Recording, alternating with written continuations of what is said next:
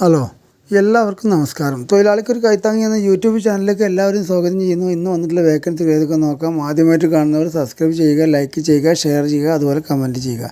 അതുപോലെ സബ്സ്ക്രൈബ് ചെയ്തവരാണെങ്കിൽ കാണുമ്പോൾ ഒന്ന് ലൈക്ക് ചെയ്ത് കണ്ടു കഴിഞ്ഞാൽ നിങ്ങൾക്കും ഗുണമുണ്ടാവും, എനിക്കും ഗുണമുണ്ടാവും.